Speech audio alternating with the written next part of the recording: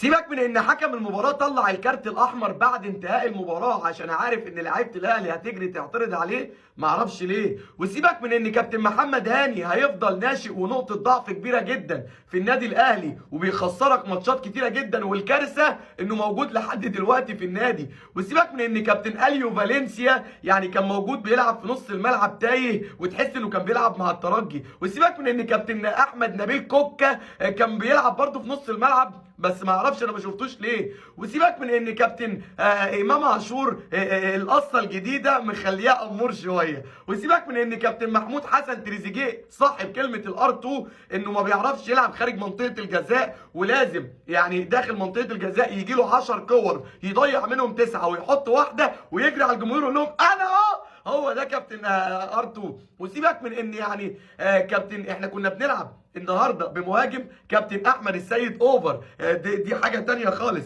وسيبك من ان بقى يعني انت كنت بتلعب الماتش النهارده من غير مهاجم اصلا. وسيبك من ان يعني انك لما كنت عايز تسجل جون نزلت الراجل ده لا استنى، في واحده هنا ولما كنت عايز تسجل جون نزلت الجناح ده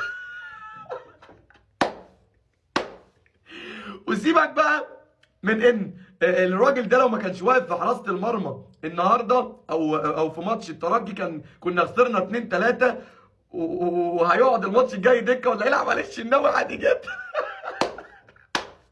وسيبك من ان اداره الاهلي يعني مخليه الراجل ده في القياده الفنيه للفريق لحد دلوقتي، علشان يعني في بند في عقده بينص انه لازم يخسر دوري الابطال عشان يمشي ويمسك عقده من طرف واحد من غير ما ندفع له فلوس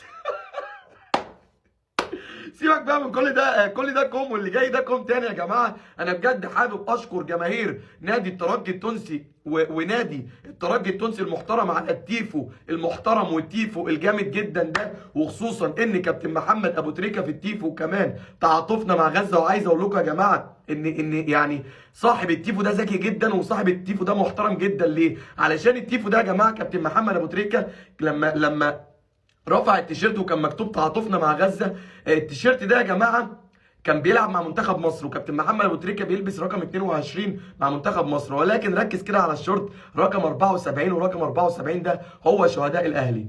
وانا حابب اطلب طلب من جماهير نادي الترجي ومن نادي الترجي بعد اذنكم تعالوا القاهره اكسبونا، علشان انا لما اخرج على ايديكم انتوا ارحم والمدرب يمشي وارتاح بدري احسن ما انا اكسبكم واصعد واخسر من صن داونز بفضيحه. فبالله عليكم طلب من اهلاوي، يا ريت تكسبونا، انتوا اولى من صن داونز والمدرب يغور في داهيه.